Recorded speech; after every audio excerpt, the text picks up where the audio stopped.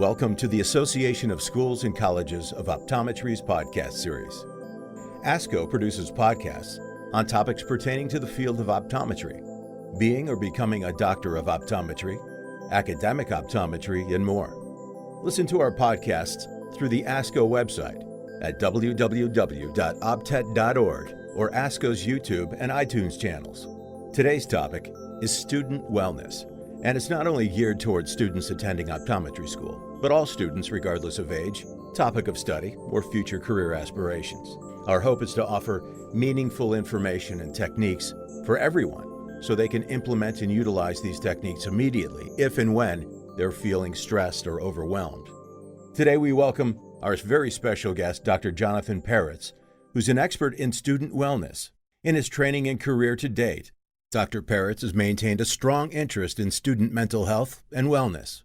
What is student wellness? When we talk about student wellness, we're talking about the issues and the concerns that affect a student's well-being and the resources that best support students in their physical, mental, and spiritual health.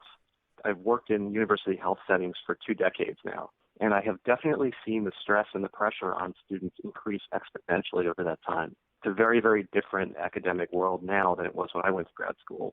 So student wellness really brings awareness back to the basics and recognizes that there's a person beneath all of those demands and all of that stress. And we aim to sort of mine those tools to make sure that they're well maintained. Now, when it comes to stress, obviously it's a pretty universal human experience. What is stress, and what is that common thread that causes stress, although the environments and the times in which we've gone to school and work are completely different? I like the definition that Richard Lazarus, who is a psychologist who worked extensively on stress, provides. He describes stress, and I quote, as a condition or feeling experienced when a person perceives that demands exceed the personal and social resources that the individual is able to mobilize. So basically what that means is we're talking about stress as being a condition or feeling. You're kind of under a mountain of demands without the resources to address all of them.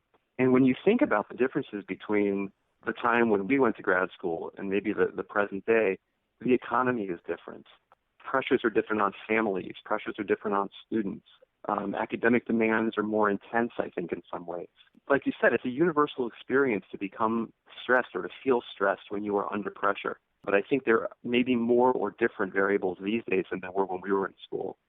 But if you take a moment and you think about stress, how do you know when you're stressed? What are the signs that tell you that you're stressed? Certainly there are physical manifestations of stress, that feeling of anxiety, the sleeplessness, the list goes on and on. Sure. I mean, you're really keying in on the key sort of physical symptoms. And stress hits us in a number of ways. Like you said, physical symptoms like muscle tension, emotional symptoms such as moodiness, irritability, sometimes depression, cognitive symptoms like difficulty concentrating, anxiety, worry, memory problems, and behavioral symptoms like changes in sleep and appetite, procrastination, craving, maybe alcohol or drugs or something like that. So these symptoms are really generally related to the kind of changes that take place in our bodies when we're under stress, and they're linked to chemicals like adrenaline, norepinephrine, and cortisol, which kind of kick in to prepare us for action. When we're under stress, our bodies go into gear to act, to address the stress. And those processes sometimes create these kinds of symptoms and signs in our bodies. And undergoing these symptoms and this stress may not actually be associated with reality, correct? I mean, it's all about perception. It's a really important piece to this. In some ways, a little bit of stress is healthy. It motivates us. It gets us moving. It moves us toward our goals. But like we said, there's something that happens when the demands start to seem overwhelming and start to feel overwhelming that really ratchets up the distress. And the distress can really be a burden on one's health, correct? I mean, can stress actually kill someone? Absolutely. The issue here is that cortisol, which is something that sort of kicks in to reduce processes in our bodies that are not necessary or essential, comes in when we're stressed. So in other words, when we're facing a challenge, cortisol kicks in to kind of reduce the things we don't need in that moment, like immunity, reproductive drives. So we're geared, we're ready to fight the good fight, and our body kind of says, okay, momentarily we're gonna downregulate some systems. The problem is when you have a persistent challenge or stress that lasts for a long time, cortisol can become elevated chronically. and definitely damage the body over time. So, for instance, the ability of cortisol to dampen your immune response over time, then you're looking at health issues. Whether stress can kill you, the answer is absolutely yes.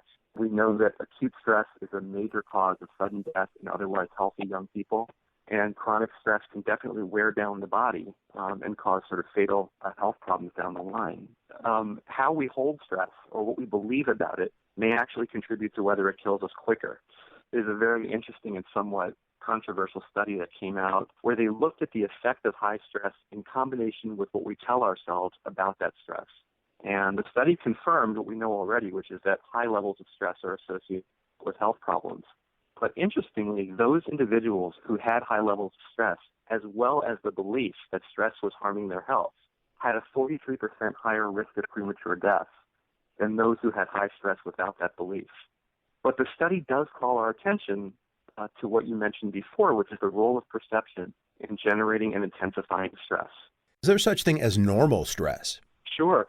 So, look, we all experience day-to-day stress that usually doesn't get in our ways, but it certainly lets us know in little ways that it's there. This is, part of living in a busy world with so much going on and so much to do. There's a famous list of common stressors that you study when you're in graduate school in psychology, and basically happy things are on this list as well. Like getting married or moving or having a child or starting a new job. But we're really talking about reacting to the pushes and pulls of the things in our lives. And a little bit of stress is normal. We have it every day. But we've really become more aware in the last couple of decades of the crucial role of perception in determining how stressed we get from a given situation. So the meanings and the expectations that we put on the stressors can mean the difference between low, average, or really high-level stress responses. We can think ourselves into stress that's not really there. And is that what you mean by the perception? Exactly. As human beings with a strongly wired body, we react to challenges. We react to stressors. Our body gets ready. And that's part of what the stress is that we experience. We're getting activated. We're getting ready to fight the battle. But of course, if we perceive a bush on our path as a tiger, we're going to react much, much more strongly. And then we get up close and we say, oh, wait a minute, that's just a bush. Okay. And then the stress response goes down. And that's easier said than done. We talk about people who have unusual amounts of stress reaction to, say, public speaking. Really, nothing bad is going to happen. It's not like a life or death situation, but still some people will get physically ill before they have to speak publicly. And this is a good example of what our minds can do as we interpret the challenges day to day. This is where I believe something like mindfulness, which teaches us to become aware of the thoughts and the beliefs that we're bringing to something, is really, really helpful. Usually when people are terrified of public speaking, there's a whole bunch of beliefs about, I'm not going to do well, people are going to judge me, it's the worst thing in the world if I don't do well. And then our bodies respond like we're encountering the tiger on the path rather than something that's more manageable. And as far as the perception goes now, then we should really be focused on where is the evidence then that says that I'm really going to be harmed in some way? Right. And one of the interesting things that I have found from learning mindfulness, when you get anxious or nervous, and then you start to challenge yourself around that, I shouldn't be this nervous. Why am I getting this nervous? Oh my God, I'm getting nervous. That ramps it up exponentially. Mindfulness teaches us not only to recognize that, wow, I'm going to speak in front of these people and I'm thinking about this as life or death, but also to say, okay, this is how I'm thinking about it. Let me just acknowledge that and take a step back from it for a sec and see how I can best take care of myself given that I'm a little anxious. And not fighting it, not judging it, not pushing it away, just acknowledging it and saying, okay, I'm noticing that I'm really making this into something big. And then tuning into what can I do right now in the moment to make this easier on myself. So how can students who face stress and maybe have that overabundance of cortisol coursing through their veins deal with this? Well, this is a really important question since we know that students are so incredibly impacted in terms of time, and we don't want stress management or self-care to feel like yet another set of demands that lead to more stress. But I want to make a distinction here between the many different activities and commitments that self-care can involve and simply making a commitment overall to factor in self-care on a daily basis in some way. I mean, this is really how it starts when you're looking at such busy people and such busy schedules. It's just sort of coming down to allowing oneself to schedule That means giving yourself permission to have the time, even if it's just a half an hour, 15 minutes a day, without guilt, without thinking about work, and with the clear intention towards self-care. As far as self-care, that really means doing what is good for you and your body. That would include what? Nutrition, exercise, sleep. What are some of the things that can help us deal with this self-care? The self-care refers to sort of the intentional pursuits of activities that nourish you, that relax you, that fulfill you. In general, we talk about self-care. We think of things like spending time outside, getting extra sleep when you can, connecting with people that make you happy. You mentioned that there are specific tried and true things that we encourage students to keep an eye on. First of all, food and nutrition are incredibly important. Even now, as a busy professional, I definitely have a hard time preparing healthy meals and taking food with me to work. It's just so busy. Another important thing to try and incorporate is exercise. There's tremendous research confirming that regular exercise reduces stress, depression, anxiety, and helps with energy and concentration. Don't we all just sort of deserve maybe just a day off? Can we do that and be guilt-free about it? Absolutely. Students tell me all the time that they just can't put aside academic or professional demands to do something fun or take a break. And I understand how it feels that way. But bringing a bit of balance into a stressful situation can actually help you come back to the situation. But even smaller things like things as simple as listening to music you love, or did you know like drinking black tea or taking a nap or spirituality, these are all things that are known to reduce the stress hormone cortisol. And above all, like you insinuated before, making time to see your friends and laughing with your friends is perhaps the best way to reduce stress. And one thing that I think is absolutely critical to emphasize here is that any self-care activity fits into the bigger picture as a balance to work time, not as a detractor. A lot of students will say, well, I can't take a break because then I'm not going to be getting my work done. What I recommend is that students plan their academic time and plan their self-care time with no guilt. If you make a commitment to maintaining the balance, like if you give yourself a day off to go to the beach or a night off to watch a funny movie with friends, then you can expect reasonably to make up that work time in the coming days. And isn't there evidence that the mind actually solves problems unconsciously or subconsciously when we just take a break? We walk away from a project and we come back to it refreshed and look at it from a different perspective. Absolutely. Absolutely. Some of the best ideas that I get are when I'm in the shower. That's not work time. Yeah. I'd love to invent a pad you can write on in the shower. That would be a great invention. It's probably out there already, but so we shouldn't think of this as procrastination or as a negative thing. But absolutely not. You and I were just talking a minute ago about the role of perception, and I really want to encourage students to be resolute about this. If you plan a break, no guilt, no punishment. Your break is your break time, and that's just as important as work time. But there's got to be that balance. What about mentally? What can people do with their minds to reduce stress? This is a good question. Incorporating mindfulness and meditation into daily life. Mindfulness is something that could fill an entire podcast by itself. But let me tell you just a little bit about what mindfulness is and some resources that maybe can help students plug into that wonderful technique. Mindfulness is a technique derived from Buddhism and Eastern meditation traditions. And it involves learning how to focus your attention on the present moment, accept circumstances as they are, and then work with those circumstances in light of what is or how things are. The key here is to learn not to resist the way things are. Instead, focus on guiding yourself in the best possible way. I live in San Francisco, and when I was working at Berkeley, I had to commute by car. And coming home at night, it was a 16-mile trip that often took an hour and a half. And mindfulness saved my life. Before I learned mindfulness, I would get in the car and I would just hate this commute. I would rage against this commute. I would hate every driver on the road. And basically what mindfulness teaches you to do is to accept this is how it is. If I'm going to get home tonight, I'm going to sit in traffic. And that's just sort of a given about this. So the choice in the moment is how do I want to take care of myself given that I'm going to be sitting in the traffic?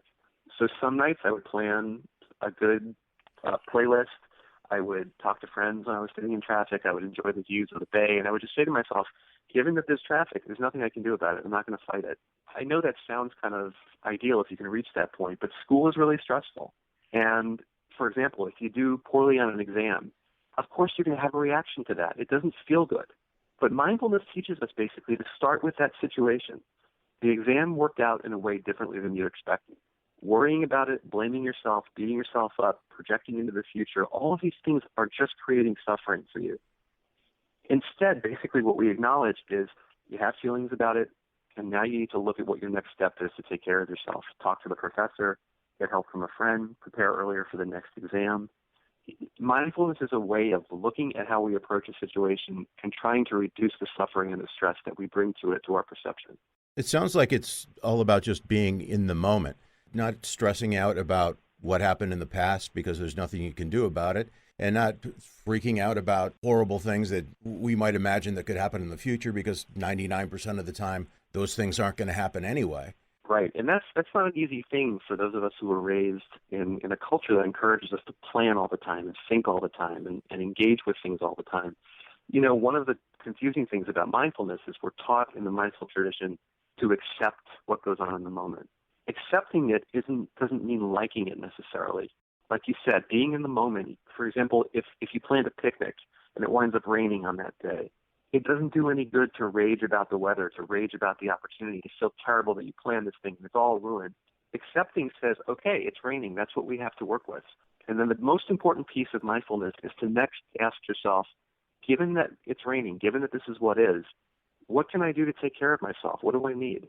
We can change the venue. We can plan it another day. It's about working with what's best for yourself, given the way the situation is. And like you said, not engaging in worry about the future, condemnation about the past. And this is a skill that has to be learned. It doesn't come naturally. Now, these are all things that we can do on our own, but at times we need help, professional help. When is it time to say, I need to call someone and get that professional help? You know, one of the most important things that you can do as you go through an academic year is to keep an eye on how you're doing. I know it sounds simple, but sometimes we get so caught up in things we don't pay attention. Check in with yourself each week and monitor how you're doing. Keep an eye on your mood. Keep an eye on your energy. Keep an eye on your sleep and your appetite. These are all aspects of the self that can change or shift when we're under extreme stress. So if you notice changes in these aspects, if you notice that you're not feeling quite right, or you're feeling more depressed, or your concentration is off, and you feel like, or if you feel like you just want a private space to talk about some things on your mind, mental health counseling can be extraordinarily helpful. And I know that there's still a lot of stigma and myth around obtaining mental health services. And many cultures discourage seeking counseling or talking about private matters with someone outside the family. But in the stressful context of a college or university, mental health professionals are there to help with anything that gets in the way of your progress in school. No concern is too small or too big, and the job of a counselor is to help you be successful at whatever you're doing.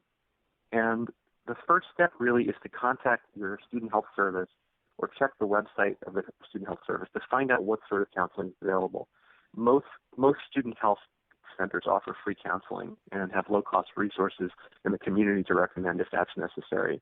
Can you give us specific information about where people can go for help? The American College Health Association, their website is www.acha.org,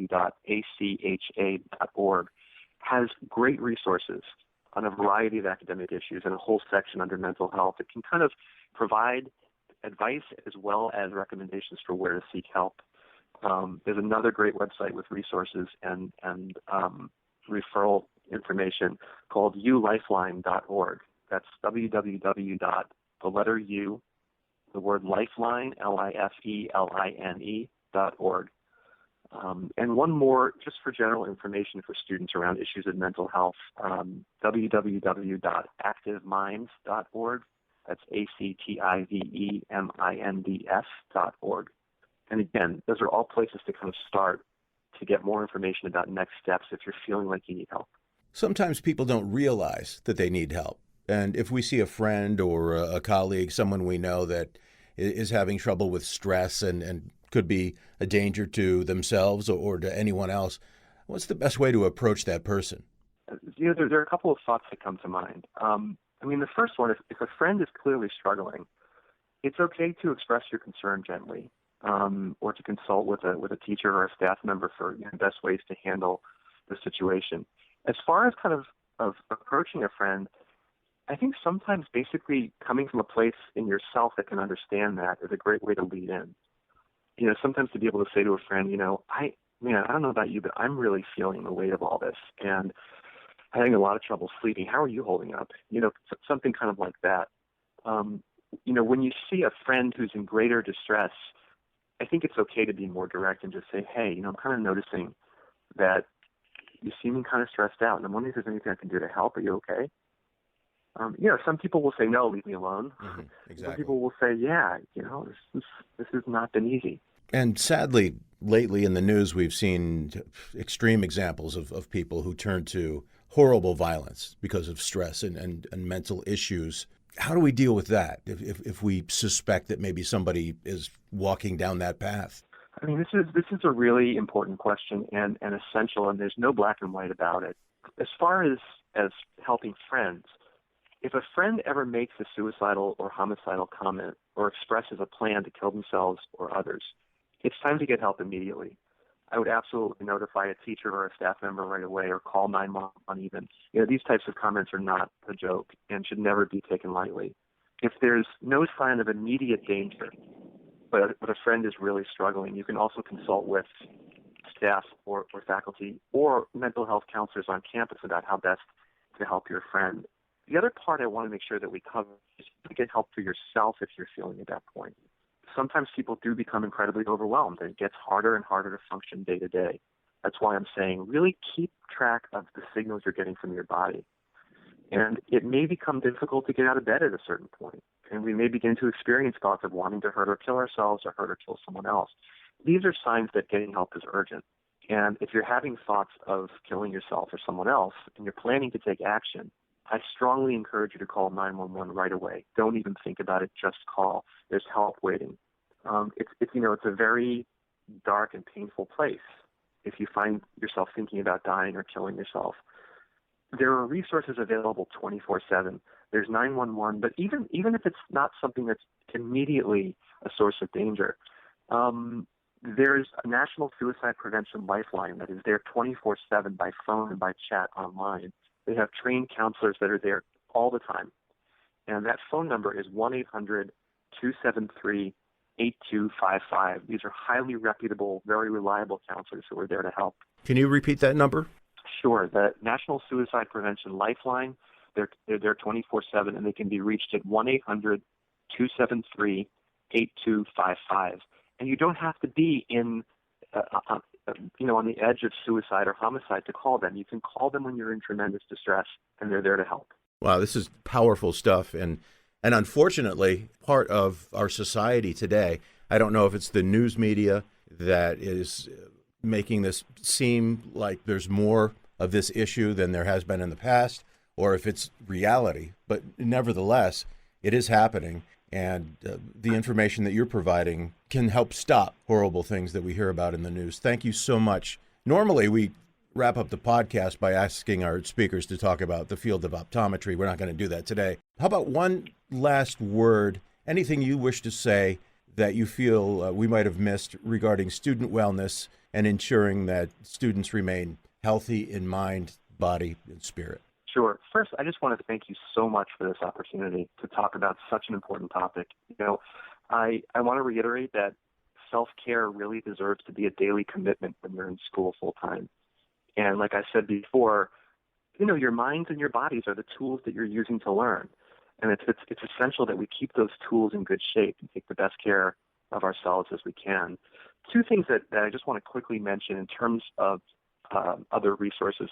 First, meditation is also a tremendously useful resource, and it's associated with mindfulness.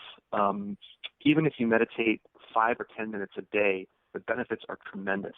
And many, many schools and programs have mindfulness and meditation groups on campus, and some communities have meditation centers or Buddhist community centers where they teach for free mindfulness meditation. I think these are really, really important topics. The other thing, too, is if you're interested in mindfulness, there's a wonderful book on mindfulness meditation called Mindfulness in Plain English, and John Kabat-Zinn's wonderful classic book called Full Catastrophe Living, which talks about using mindfulness and meditation to reduce stress. This is the direction we're going in wellness these days. Dr. Jonathan Peretz, thank you so much. If anyone wants to get in touch with you or call you, what's the best way to do that? The best way to reach me is 415 888-242-9909. And feel free to give me a call. And if you don't get me, leave me a message. Let me know how to reach you back. Dr. Jonathan Peretz, thank you so much for your time and participation in ASCO's podcast, Student Wellness. For more information, you can visit worldwideweb.opted.org. Thanks for listening and be well.